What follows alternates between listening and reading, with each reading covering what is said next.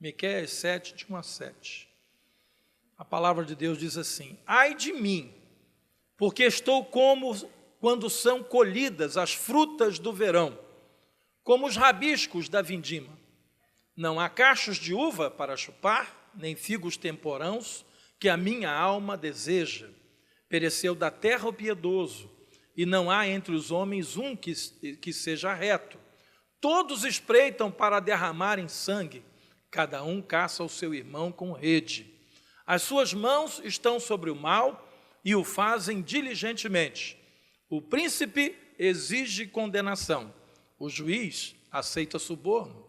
O grande fala dos maus desejos de sua alma, e assim todos eles juntamente urdem a trama. O melhor deles é como um espinheiro, o mais reto é pior do que uma sebe de espinhos. É chegado o dia anunciado por tuas sentinelas, o dia do teu castigo. Aí está a confusão deles. Não creiais no amigo, não confieis no companheiro. Guarda a porta da tua boca aquela que reclina sobre o teu peito, porque o filho despreza o pai, a filha se levanta contra a mãe, a nora contra a sogra. Os inimigos do homem são os da sua própria casa. Eu, porém, olharei para o Senhor e esperarei no Deus da minha salvação. O meu Deus me ouvirá. Até aqui. Senhor nosso Deus, não há nada melhor do que estarmos diante de Ti, Senhor, e termos a Tua palavra como alimento, como instrumento de disciplina, de ensino, de correção e de educação da nossa vida. Quando estamos, ó Deus, para tomar grandes decisões, decisões que pesam, ó Deus, no cômputo geral da nossa vida, nós precisamos ouvir a Tua voz. Fala conosco nesta noite, Senhor, e que em todas essas decisões o Teu coração esteja ligado ao nosso coração e nós possamos, ó Deus, agir e tomar essas decisões segundo a Tua vontade. É o que nós te pedimos em nome de Jesus. Amém, Senhor, e amém. Você pode tomar o seu lugar, queridos.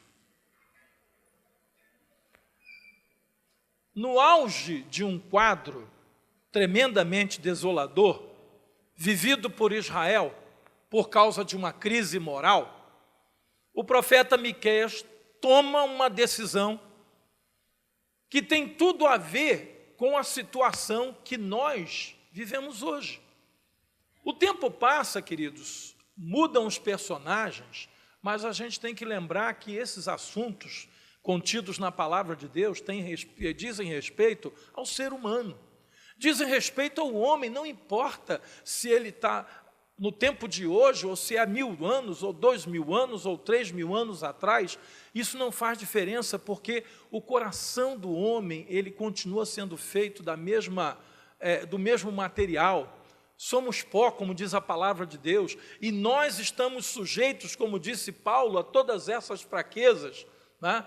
Ou seja, nós, como disse Tiago, não somos melhores do que o profeta Elias. Ele mesmo disse que também era homem sujeito a todas as fraquezas. Então, querido, quando se trata de decisão, é tudo a mesma coisa. E nós estamos vivendo hoje algo muito comum, né, a esse texto que eu acabei de ler aqui. É muito comum sermos tomados por sentimentos como desânimo, como frustração, tristeza, sentimento de impotência. Às vezes você está diante de uma situação que você fala, meu Deus, não posso fazer nada. Você se sente de mãos amarradas diante daquela situação, dizendo, Senhor, foge de mim completamente a competência para resolver isso. Diante de quadros que são quadros, sabe, desoladores, como nos mostra aqui o profeta Miqueias, né? Miqueias está dizendo da sociedade daquele dia. Eu fico pensando, se você pegar esse texto de Miqueias hoje, né, tirar o nome de Miqueias e colocar o nome de qualquer um de nós, como se nós tivéssemos escrito esse texto, e você publicar isso numa matéria de uma revista, de um boletim, de um jornal, qualquer coisa, a pessoa vai acreditar que o que você está falando tem a ver com os dias de hoje. Basta apenas tirar o nome do personagem e colocar o nome de um de nós. Por quê? Porque a realidade, irmãos, é exatamente a mesma. Miqueias, ele se sentia como uma parreira no período logo após a colheita, né? Ele olhava aquela situação e diz assim, meu Deus, ele olhou para uma parreira, né, que tinha colhido as uvas, e aí vem, né, depois o período de verão, quando se colhe as uvas, as folhas todas da parreira secam e caem, todos os cachos já foram retirados, e você vê aqueles rabiscos de galhos que parecem até que estão mortos, mas não estão. A vida dentro deles, mas por fora eles estão secos. Então dá aquela aparência de árvore morta, de alguma coisa que não produz mais nada. E é assim que Miqueias se sentia. Ele olhava para a sua própria vida e dizia, eu estou parecendo aquilo ali. Eu estou me sentindo dessa maneira. E muitas vezes, querido, a gente se sente assim, seco, abatido, como disse Paulo, abatido, mas não destruído, tá? Entristecido, mas sempre alegre. Parece até uma coisa assim, sem nexo, que o apóstolo Paulo disse, né? Entristecidos, mas sempre alegres. Ué, como se alguém está entristecido, está alegre? Entristecido, querido, por aquilo que a gente vê. Entristecido por aquilo que está acontecendo no mundo hoje. Entristecido, às vezes, porque você ama algumas pessoas a quem você quer muito bem, e às vezes você não consegue ajudar essas pessoas porque elas estão envolvidas nessa trama que Miqueias acabou de relatar aqui. Cada um caça o seu irmão com rede. Nós estamos vivendo esse tempo hoje. Então, às vezes a gente se sente entristecido. E nesse tempo, queridos, a parreira, né, quando ela fica assim, sem nenhuma fruta, sem nenhuma folha, que cai tudo, fica feia de ver. Mas nós temos que entender que dentro daqueles galhos que parecem estar secos, tem vida ali. E que quando vem o período certo, que o agricultor, ele faz a poda daqueles galhos, cada lugar onde ele cortou, brota um galho novo. É no período de agosto, né? Chega agosto, o agricultor vai lá, quem tem parreira, quem trabalha com uva, sabe disso. Vai naquele período de lua cheia ou de lua crescente, né? Porque afeta no crescimento das plantas, e poda lá aquela parreira de uva, e dali a alguns meses, um milagre começa a acontecer. Cada galinho daquele cortado, jogado no chão, que parecia que...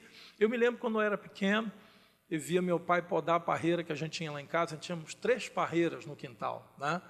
E eu ficava olhando aquilo e pensava assim, eu acho que meu pai vai acabar de matar aquela planta, porque ela já está mal, já está toda seca, não tem uma folha sequer. Ele está metendo a tesoura e está cortando tudo, vai acabar de matar.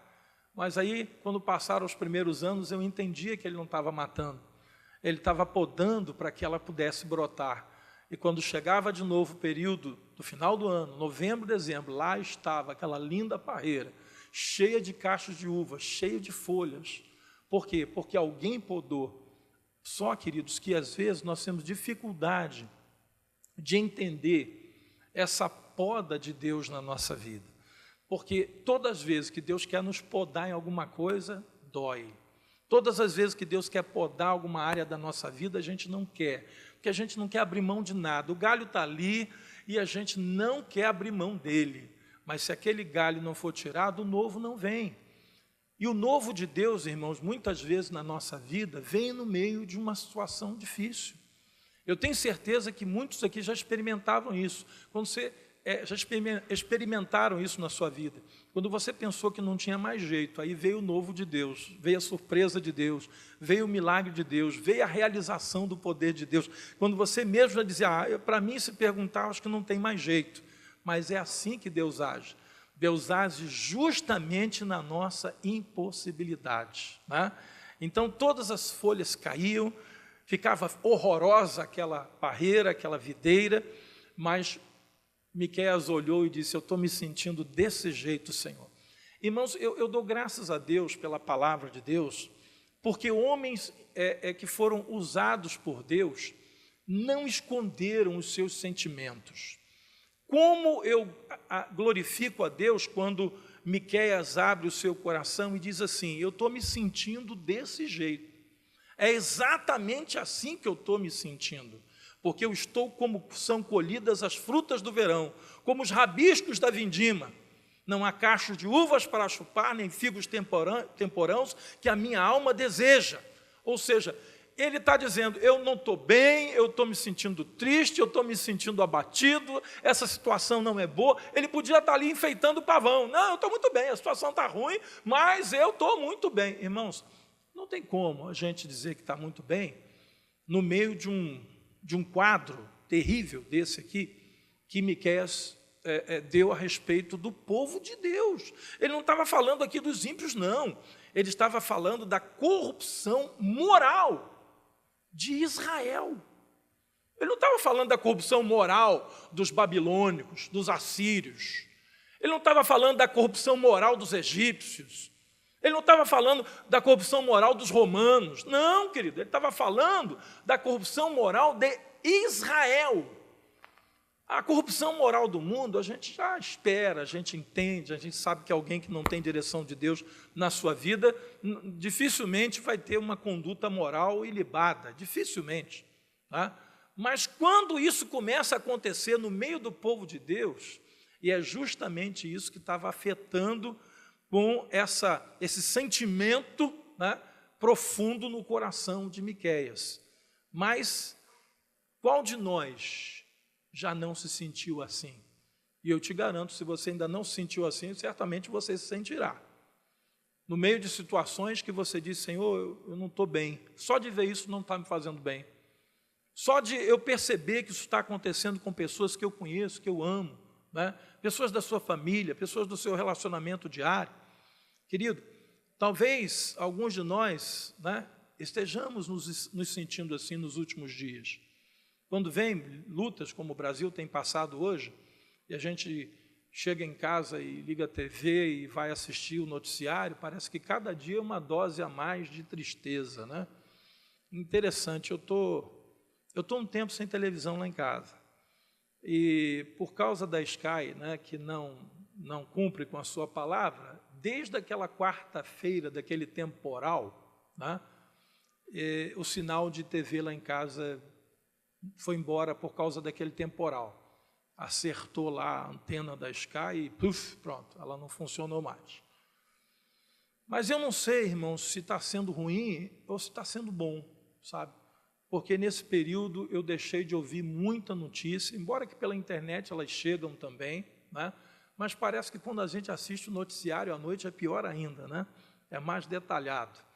E eu tenho pedido a Deus que poupe o meu coração, porque determinadas coisas tiram a gente da alegria do Senhor, tiram a gente do sério, né? Há coisas que você prefere, às vezes, não saber, né? Porque não sabendo dói menos. Mas Miqueias traçou essa radiografia porque ele era um profeta. Miqueias foi usado por Deus para escrever esse texto e entregá-lo ao povo de Israel, para que aquele povo entendesse qual era a sua real situação. Irmãos, a maioria das pessoas hoje nem entendem o que está acontecendo. Acha que o problema é só político. Não é, querido, sabe que não é, né? Se alguém teria a ilusão de achar, não, se tirar a presidente e colocar quem quer que seja, vai melhorar. Não, irmãos, não vai melhorar. Inicialmente vai continuar tudo do mesmo jeito. O que pode melhorar o nosso país é uma mudança de mente, é uma mudança de coração, é uma mudança no interior. Se não houver essa mudança interior, nós vamos continuar trocando um pelo outro, e a coisa vai continuar do mesmo jeito. Principalmente quando se diz em relação ao povo de Deus. Irmãos, se dentro do povo de Deus não houver uma mudança, uma metamorfose, como nós queremos essa mudança acontecendo lá do lado de fora? É simplesmente impossível. Se alguém que para ouvir a voz de Deus não se deixa convencer pela palavra de Deus, quem vai se convencer da palavra de Deus lá do lado de fora sem conhecer a vontade de Deus, querido? Na verdade, a Bíblia que muita gente vai ler lá do lado de fora, ela é significada pela minha e pela sua vida. Tem muita gente que nunca vai pegar uma Bíblia, papel, assim, para ler, abrir. Não vai. ele vai ler a vida daquele que lê essa palavra. E nós temos que entender que quando Miqueias traça esse perfil moral de Israel, ele estava falando daquele tempo, mas ele também estava falando para o nosso tempo. Jesus, ele nos avisou que nós passaríamos por essas aflições. E o que Jesus disse? Tende o quê? Bom ânimo. Quando ele falou que essas aflições viriam, ele mesmo disse que vocês tenham bom ânimo. Paulo disse que o que aconteceu com o povo de Israel foi relatado na palavra de Deus para testemunho nosso.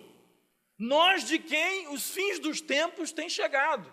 Ou seja, quem está vivendo esse tempo que nós vivemos hoje, o tempo de Deus está o relógio de areia de Deus está virado de cabeça para baixo há muito tempo, querido. E os últimos grãos estão para cair. A gente sabe disso. Mas o apóstolo Paulo disse que tudo que aconteceu com Israel foi relatado na palavra de Deus para testemunho nosso, para que nós não cometêssemos os mesmos erros que Israel, como povo de Deus, cometeu. Se nós observarmos a palavra de Miqueias, nós veremos que a situação de degradação moral daquele tempo é muito parecida com a nossa. Aí, versículo 2. Pereceu da terra piedoso, e não há entre os homens um que seja reto. Todos espreitam para derramarem sangue, e cada um caça o seu irmão com rede. Irmão, é por aí, ninguém, perdoa ninguém, ninguém releva nada, todo mundo está naquela situação de cobrança. Se alguém errar comigo, eu vou exigir os meus direitos, enfim. É aquela coisa assim, olho por olho, dente por dente, né? Que Jesus veio e revogou essa situação. As suas mãos estão sobre o mal e o fazem diligentemente. Ou seja, para fazer o mal é rápido e competente. Tá? Para fazer coisa ruim, não falta aquele que vai fazer com rapidez e com competência. O príncipe exige condenação, o juiz aceita suborno. Meu Deus! O grande fala dos maus desejos de sua alma, e assim todos eles juntamente urdem a trama. O melhor deles é como um espinheiro, o mais reto, pior do que uma sebe de espinhos. E é verdade, querido. Esse texto aqui tem tudo a ver com a sociedade que nós estamos vivendo hoje. E aí a gente às vezes olha e diz, eu acho que não é só Miqueias que estava se sentindo desse jeito, não. Eu também tenho me sentido assim. Eu também tenho me sentido dessa forma. Só que se a palavra de Deus relata isso, queridos, é para que eu e você, nós como igreja, possamos tomar uma direção que tem a ver com a vontade de Deus para as nossas vidas. Estes acontecimentos, queridos, não são para a destruição do povo de Deus. Eu entendo o seguinte, toda dificuldade, toda luta que nós passamos, seja ela na sociedade, na igreja, no casamento, no trabalho, onde for, toda luta que nós passamos não é para nos destruir. Eu acredito que Deus permite que algumas coisas aconteçam para nos edificar, amém? Para a gente aprender algumas coisas. Às vezes, no meio de uma luta, de uma angústia tremenda, que você aprendeu algo para o resto da sua vida. E que você diz, Senhor, desde que eu lembro disso que eu passei, eu te agradeço porque foi naquela luta que eu aprendi essa lição. Mas só que aquilo que vem para edificar o povo de Deus é a mesma coisa que também destrói aqueles que não querem ouvir a palavra de Deus. Aí no texto que a gente leu, né, no capítulo 7, no versículo 4, diz o seguinte, o melhor deles é como um espinheiro, o mais reto é pior do que uma sebe de espinhos. Agora, olha só o que diz a metade do versículo 4. É chegado o dia anunciado por tuas sentinelas. Quem são essas sentinelas? São os profetas, são todos os homens de Deus, todas as mulheres de Deus, somos eu e você, que muitas vezes nós falamos da palavra de Deus a alguém, abrimos os olhos de alguém, diz, olha, você cuidado, porque a palavra de Deus fala sobre isso, e Deus nos orienta assim você está sendo usado como uma sentinela de Deus. Quando muitas vezes você aconselha um filho, e diz para ele, olha filho, cuidado com isso, você aconselha a sua filha, Como muitas vezes você, como avô ou avó, aconselha um neto ou uma neta, ou um amigo que você quer bem, alguém da sua família, um vizinho que seja, que às vezes você para conversar e fala do que está acontecendo. Então, é chegado o dia anunciado por tuas sentinelas, o dia do teu castigo. Aí está a confusão deles. Por quê? Porque para aqueles que não vivem a palavra de Deus, esse tempo que a gente está vivendo, queridos, é um tempo de grande confusão. O cristão, quando ele olha para as coisas que estão acontecendo no mundo hoje, nós temos a vantagem da gente ter o conhecimento da palavra de Deus, e essas coisas não são confusão para nós, não. Nós entendemos muito bem porque elas estão acontecendo. Nós sabemos que a palavra de Deus está se cumprindo. Mas o ímpio, ele pensa assim, eu vou viver sem Deus, eu não preciso de Deus, eu não creio em Deus. Mas chega um momento da sua vida que ele entra num parafuso, ele entra numa confusão. Por quê? Porque ele não tem respostas para aquilo que está acontecendo. E exatamente, aí está a confusão deles. E qual é a confusão? Não creiais no amigo, não confieis no companheiro, guarda a porta da tua boca aquela que reclina sobre o teu peito, porque o filho despreza o pai, a filha se levanta contra a mãe, a nora contra a sogra. Os inimigos do homem são os da sua própria casa. Aí é que está a confusão. Irmãos, e quantos lares hoje não estão debaixo dessa confusão? A nossa sociedade está vivendo hoje debaixo dessa confusão. Ninguém acredita mais em ninguém, tudo é na base do assina aqui, preto no branco, e nem às vezes assim a coisa dá certo. Por quê? Porque muitas vezes se assina um papel e já se tem a intenção premeditada de não cumprir nada daquilo ali. E nós estamos vivendo, querido, dessa maneira. A igreja está enfrentando isso nos nossos dias. Só que, quando você conhece a palavra de Deus, e quando a palavra de Deus, ela frutifica na sua vida, tá? Nós começamos a entender tudo isso que está acontecendo de uma maneira completamente diferente. O apóstolo Paulo, quando ele escreveu aos Tessalonicenses, ele explicou sobre esse assunto e sobre essa confusão, sobre essa aparente confusão, que de confusão não tem nada. A palavra de Deus está se cumprindo. 2 Tessalonicenses, capítulo 2. 2 Tessalonicenses, capítulo 2.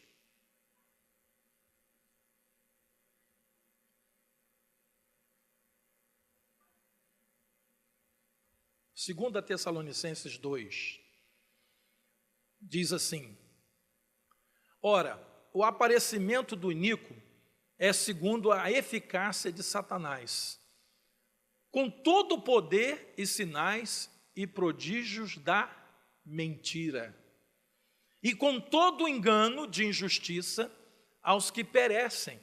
Quem é que vai perecer? É o povo de Deus? Não, olha aí, ó. Porque não acolheram o amor da verdade para serem salvos. É por este motivo, pois, que Deus, tá, querido? Satanás não tem culpa disso. Deus lhes manda a operação do erro, para darem crédito à mentira, a fim de serem julgados todos quantos não deram crédito à verdade. Antes, pelo contrário, deleitaram-se com a injustiça. A pessoa vive sem a direção de Deus, vive sem ouvir a voz de Deus, não quer ouvir a palavra de Deus, não quer conhecer a vontade de Deus. Só que chega um ponto da vida dessa pessoa que ela entra em parafuso. Por quê? Porque a mentira começa a reinar na sua vida e causar um monte de problemas. Hoje, queridos, nós temos no meio do povo de Deus homens e mulheres que se apartaram da verdade de Deus para darem crédito à mentira. O evangelho da mentira prospera e cresce com muita força. Só que vai chegar um ponto em que essas pessoas, movidas pela mentira que elas preferem acreditar, como disse o apóstolo Paulo lá escrevendo a sua epístola a Timóteo, vão preferir dar ouvidos às mentiras, às fábulas, do que à verdade de Deus. Esse tempo chegou, querido. Esse tempo é chegado.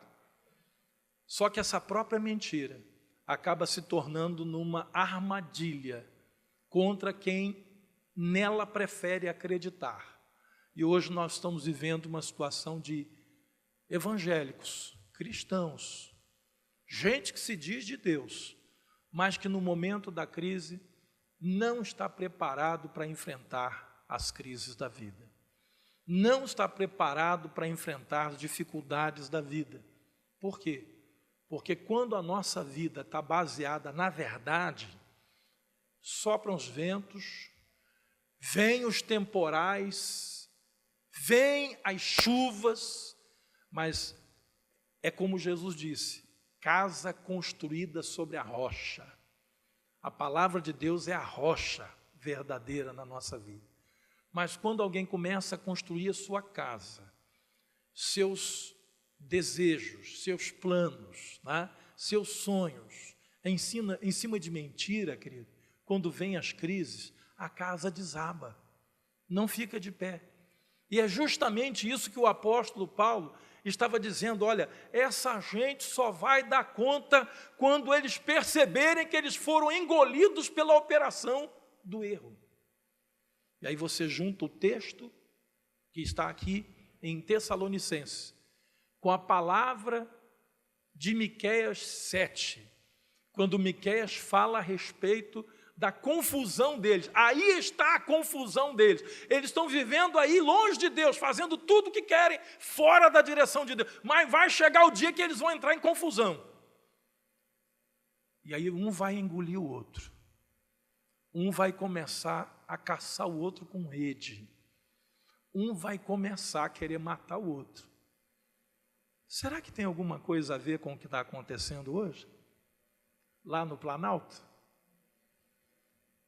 Há pouco tempo atrás, essa semana eu vi um vídeo muito interessante. Na época da campanha, né, estava lá o Cunha com a Dilma dentro de uma igreja evangélica, Assembleia de Deus, em São Paulo. E ele apresentando a Dilma para a igreja e falando que ela era a melhor figura humana da face da terra. Encheu a bola dela. Ela não acredita em nada de Deus, porque ela é comunista. Comunista tem por base ser ateu, né? Todo comunista, a base dele é não acreditar em Deus, ele acredita no homem, no Estado. Pois ela estava lá, angariando os votos que pretendia dentro daquela grande igreja que representa muitas igrejas no Brasil da Assembleia de Deus. Mas o que me chama a atenção é que ali estava o Cunha, enchendo ela de elogios. E aí nós encontramos a palavra de Miqueias, aí está a confusão deles, porque cada um vai caçar o seu irmão com rede. Os inimigos do homem serão os de sua própria casa. E é o que está acontecendo hoje, queridos. Esses que há tão pouco tempo atrás estavam ali se amando, porque estavam se acumpliciando e tirando, né, proveito de verbas ilícitas, agora estão se matando uns aos outros. Mas a palavra de Deus disse que isso iria acontecer. E é por este motivo, diz Deus, que eu lhes mando a operação do erro, para darem crédito à mentira. Quem é que vai dar crédito à mentira? Os verdadeiros filhos de Deus? Não, a fim de serem julgados todos quantos não deram crédito à verdade. Antes, pelo contrário, deleitaram-se com a injustiça. Tem gente que sente prazer na injustiça, né? Tem gente que sente prazer de levar vantagem numa situação errada na sua vida. Ah, me dei bem, ainda sai contando. Ainda tem gente que diz que Deus abençoou, né? Em cima de uma ilegalidade, de uma coisa visivelmente errada. Mas a pessoa ainda consegue enxergar a bênção de Deus ali. Deus me abençoou. Não, irmão. Quando a bênção é de Deus, não vem por ilegalidade, não vem por coisas erradas, não vem por injustiça, não vem porque prejudicou uma outra parte. A bênção de Deus nunca vem desse jeito, porque Deus não pode destruir a sua própria palavra. Por isso, quando tais coisas estiverem acontecendo, nós devemos nos regozijar no Senhor, pois a sua palavra está se cumprindo e nós temos o privilégio de entendermos o que e para e por que essas coisas estão acontecendo. Se considere um privilegiado quando você vê alguma coisa acontecendo e o Espírito Santo de Deus, através da palavra, revelar para você o que e por que aquilo está acontecendo. Sabe por quê? Porque Deus revela essas coisas aos simples e esconde essas coisas dos poderosos dessa terra. Tem muita gente aí que está no poder, está mandando, mas ele não entende nada da vontade de Deus. E às vezes uma pessoa simples consegue entender e dizer, meu Deus, ele não consegue enxergar, eu estou enxergando tudo que está acontecendo, porque Deus está me revelando o que está acontecendo ali. Irmãos, nós temos esse privilégio. A luta, a dificuldade, as tristezas, as angústias que estão vindo sobre a nossa nação, mas quando você é um servo de Deus, você sabe muito bem por que aquilo está acontecendo. Deus tem nos separado, querido, para que nós façamos parte de um povo vitorioso em Cristo. Deus nos separou para isso. Aí, lá em Apocalipse, capítulo 17, queria que você vá comigo, lá no finalzinho da sua Bíblia, Apocalipse, capítulo 17, versículo 14.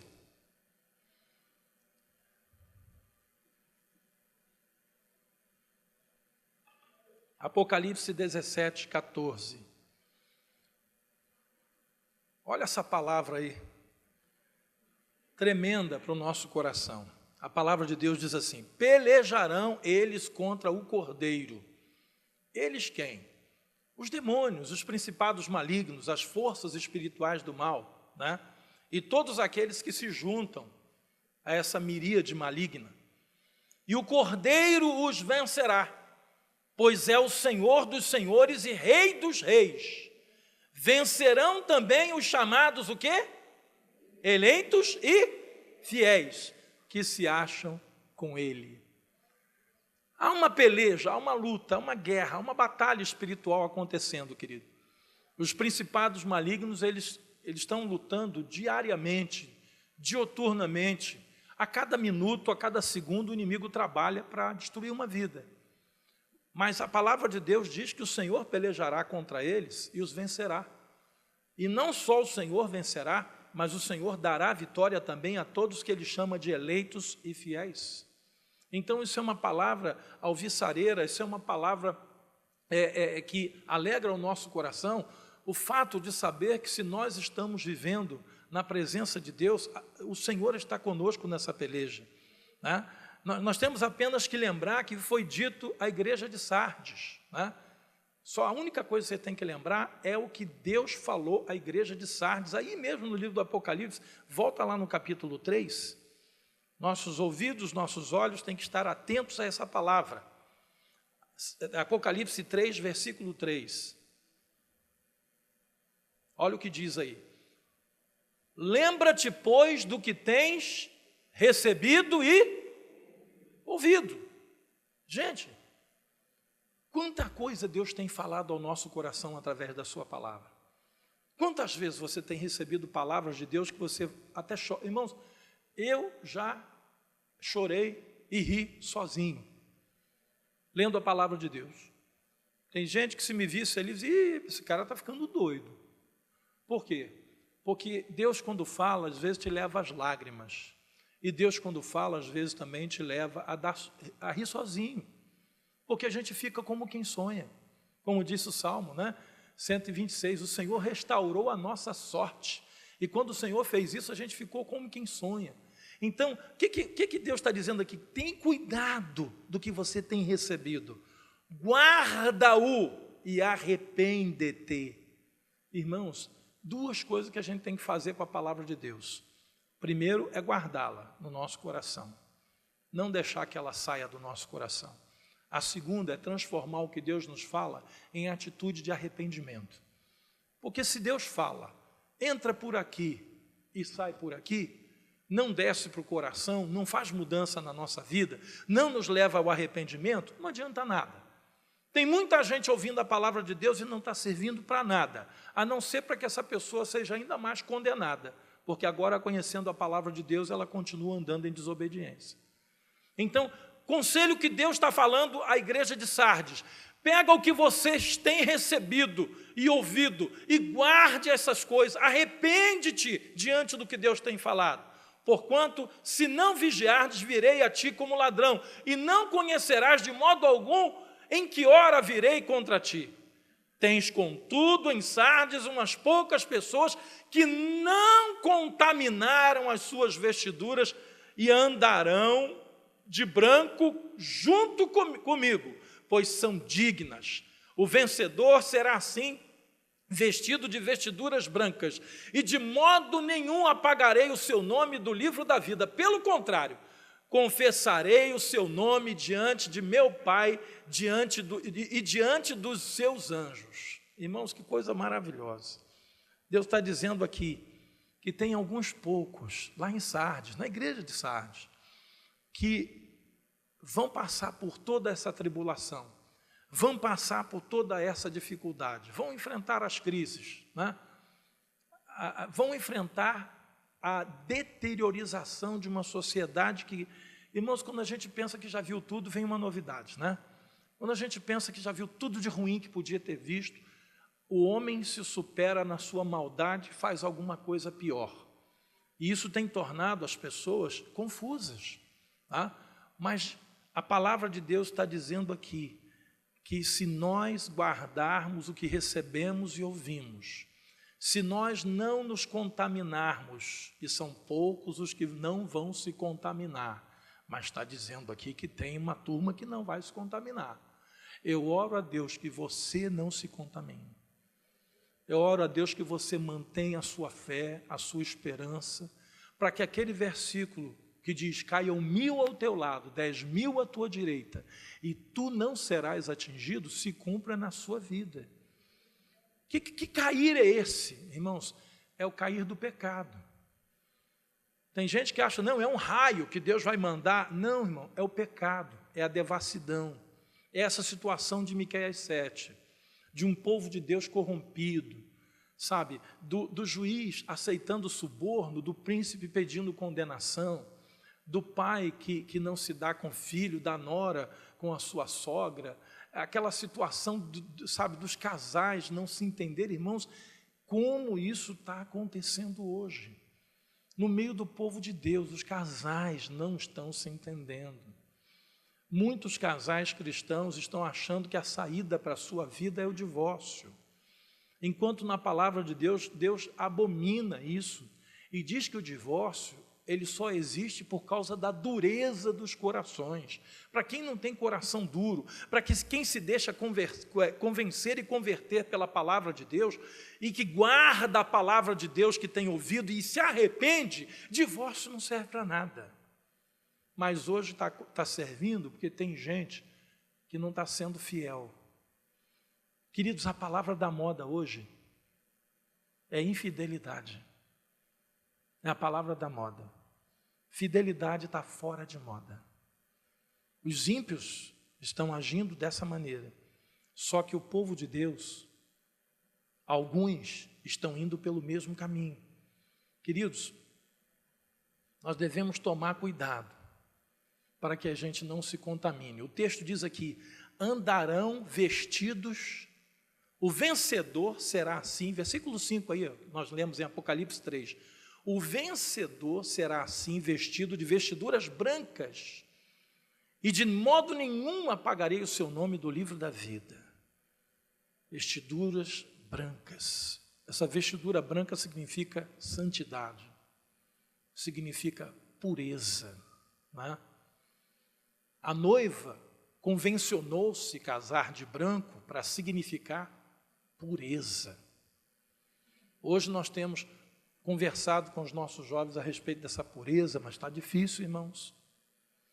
Eu louvo a Deus pela iniciativa aí do pastor Renato, que parece que começou agora uma reunião aí só com os casais de namorado dentro da juventude.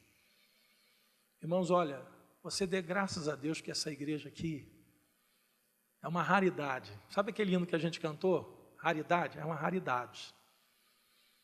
Nós nos preocupamos com os jovens que vão entrar para a faculdade, passar um curso para eles, para tudo que eles vão encontrar lá, para se defender daquilo. Antes de acontecer, a gente não corre atrás do prejuízo, a gente está querendo evitar o prejuízo. Agora, o pastor Renato, nós já temos o curso de noivos, né? Mas há uma necessidade de, antes mesmo que os casais cheguem ao curso de noivo, porque às vezes eles já chegam no curso de noivo com um monte de coisa errada. Então, agora, cada casal que namora na juventude vai ter reuniões periódicas para falar sobre esse namoro, para falar sobre esse relacionamento, para falar sobre o futuro que eles já começaram a construir no namoro. Isso é muito importante, queridos. Mas tudo isso, sabe para que é? É para a gente guardar o que nós temos recebido e ouvido do Senhor. Porque se você recebe pérolas da parte de Deus e você joga num canto qualquer, o que a gente faz com tesouro, com pérolas, com ouro? O que a gente faz? A gente guarda em local seguro e apropriado. Mas se a gente recebe a palavra de Deus e a gente coloca lá em cima de um móvel qualquer e deixa na sala e deixa na varanda, você não faz isso com as suas joias. Você guarda num cofre, você guarda num local seguro e adequado. Assim é a palavra de Deus no nosso coração. Por quê? Porque ela nos conduz a enfrentar essas crises que nós estamos vivendo, que, repito, não é só política, não é só financeira, é também moral, é também ética e é também espiritual. Eu vejo a crise hoje, irmãos, nesses aspectos. Não é só a política, não, se resolver a política lá em Brasília está tudo resolvido. Está não, irmão, está não.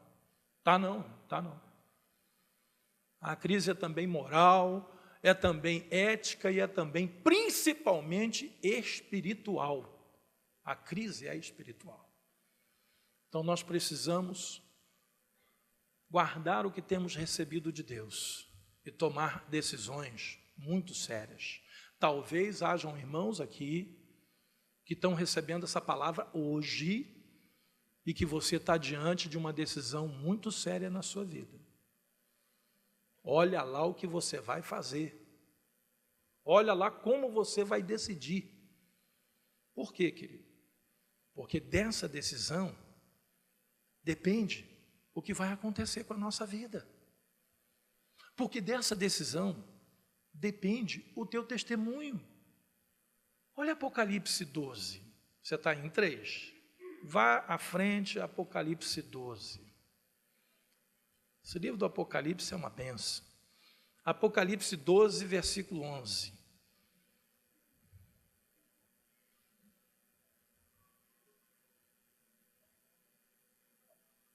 Eu vou ler a partir do 10, Apocalipse 12, 10. Então ouvi grande voz do céu proclamando: agora veio a salvação, o poder, o reino de nosso Deus e a autoridade do seu Cristo. Foi expulso quem? Quem que foi expulso? O acusador de nossos irmãos, o mesmo que os acusa de dia e de noite diante do nosso Deus. Satanás está brincando, não, irmão. Ele acusa você de dia e de noite diante de Deus. É só uma falhinha que a gente tem, ele vai lá e joga na cara de Deus. Agora, olha o que diz o versículo 11, coisa maravilhosa. Eles, pois, o venceram por causa, em primeiro lugar, de quê? Sangue do Cordeiro. Isso aí, irmãos, é na condição primeira. Sem o sangue de Cristo, a nossa vida não funciona nada. Mas olha depois o que vem logo a seguir. E por causa da palavra do testemunho que deram, e mesmo em face da morte, não amaram a própria vida. Querido, por que eu estou falando de decisões no meio das crises? Porque as decisões que a gente toma determinam o nosso testemunho. Resolveu Daniel firmemente não contaminar-se com as finas iguarias do rei, nem com o vinho que ele bebia. Ponto. Ou seja, tomou uma decisão. Eu quero tomar água e comer legumes. Pronto, tá bom. É assim que vai ser. Pediu ao copeiro do rei lá, humildemente, me experimenta os 3 que comigo estão. Eles também querem fazer isso, Sadraque, Mesaque e Abednego querem fazer a mesma coisa. Tudo bem, vou experimentar vocês por um período. E eles foram experimentados, eles ficaram mais fortes e mais robustos do que os jovens que estavam comendo das finas iguarias do rei e do vinho que ele bebia, que era tudo comida sacrificada aos ídolos da Babilônia. E Daniel sabia disso. Daniel sabia que daquela decisão viriam outras. Irmãos, o problema de uma decisão errada é que depois de uma decisão errada você vai ter que tomar outra. E depois dessa outra, outra. E quando você erra na primeira, fica mais difícil não errar na segunda, na terceira e na quarta. Então Daniel não queria começar mal. Então o que ele fez? Ele tomou uma decisão. Eu tenho que começar aqui bem. Eu não posso começar mal nessa terra. Eu estou numa terra que não é minha. Mudaram o meu nome para Belsazar. E ele ficou sabendo que aquele nome tinha a ver com uma divindade babilônica. Olha só como é que estava o negócio. Se ele deixa aí, irmãos, coisa pior que tem é um crente Maria vai com as outras. É um crente que lê as coisas na internet, não sabe onde o galo está cantando e toma decisão na sua vida com Deus. Coisa séria. Que não consulta o Espírito Santo de Deus, que não consulta a palavra de Deus, que não ora e que não é capaz de dizer: Senhor, faça-se na minha vida a tua vontade, mesmo que não seja a minha. Porque mesmo em face da morte, não amaram a própria vida. Irmãos, por coisa muito menor, estão negando a Jesus hoje. Estão negando Jesus por causa de namoro.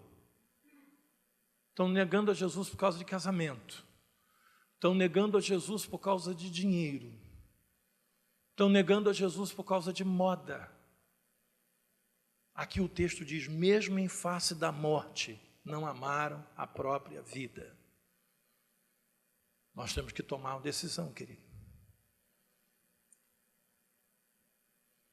Voltando lá ao texto que lemos no início, para nós encerrarmos, Miqueias 7.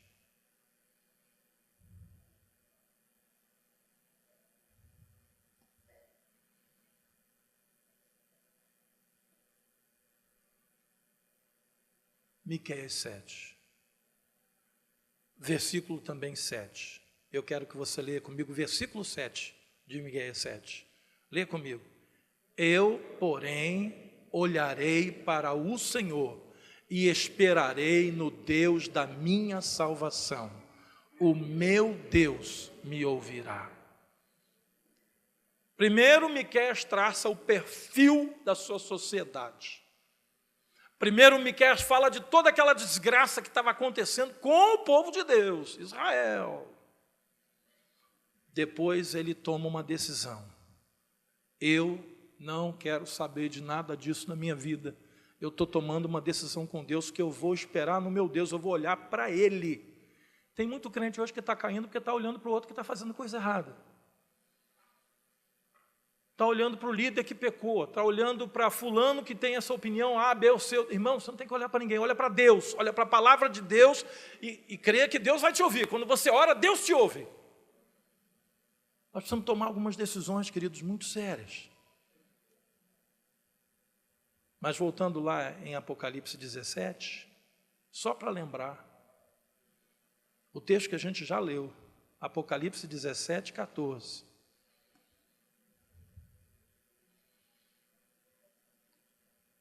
Pelejarão contra o Cordeiro, e o Cordeiro os vencerá, pois é o Senhor dos senhores e o Rei dos reis.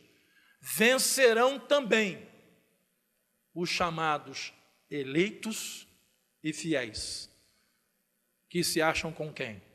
Com Jesus, com Ele. Eleitos e fiéis. Eleição, a gente sabe que é pela graça e pela onisciência de Deus, que eu já preguei isso aqui na igreja, né? Nós somos eleitos em Cristo, primeiro pela sua graça, pela sua misericórdia por nós. E segundo, porque Deus sabe quem é que vai aceitá-lo e viver com Ele e quem não vai. Então, eleição tem a ver com graça, com misericórdia e com presciência de Deus. Mas, fiéis, fidelidade tem a ver com as nossas escolhas. Daniel escolheu ser fiel.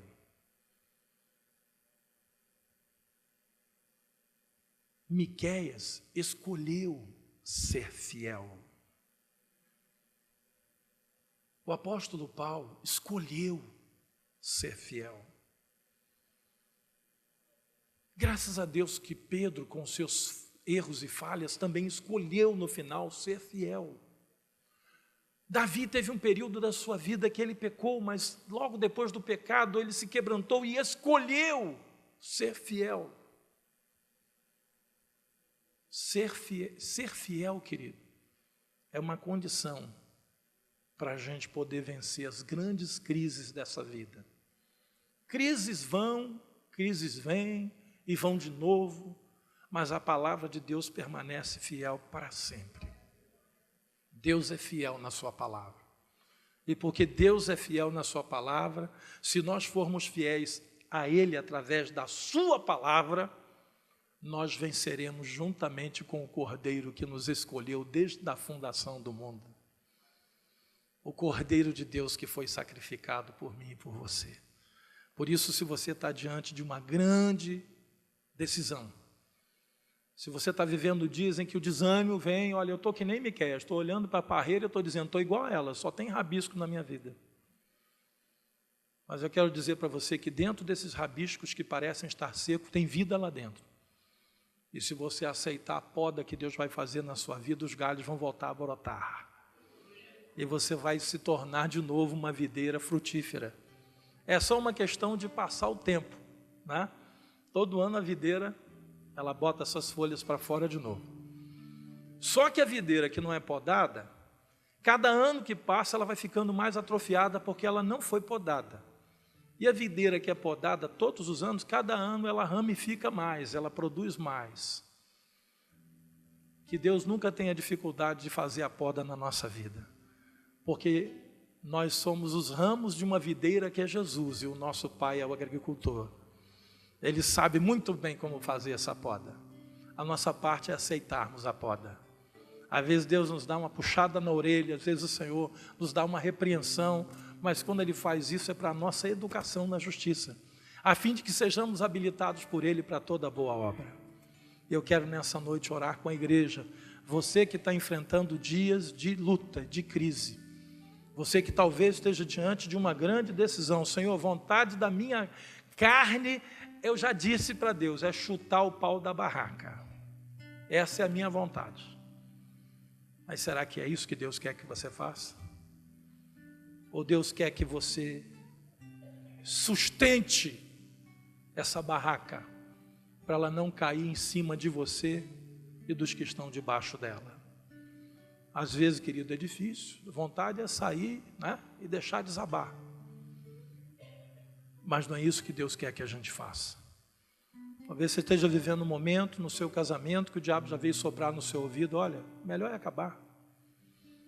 Talvez você esteja vivendo um momento com algumas pessoas com quem você tem tentado ajudar, as pessoas não querem ouvir, e Deus, sabe, está te dizendo, tenta mais um pouco, mas você já perdeu a esperança. E nessa noite o Espírito Santo de Deus restaure a sua esperança. Quem está diante de grandes decisões e quer tomar uma decisão com Deus nessa noite, você diz, olha, eu não quero errar, Senhor, eu não quero decidir a minha decisão, eu quero que a Tua vontade se estabeleça na minha vida. Eu queria que você ficasse de pé onde você está, apenas isso. Você está diante de uma decisão, precisa tomar decisão, como diz o hino, né? É preciso tomar decisão. Eu sei que existe alguém que me ama e que me toma pela sua mão, mas a decisão somos nós que temos que tomar.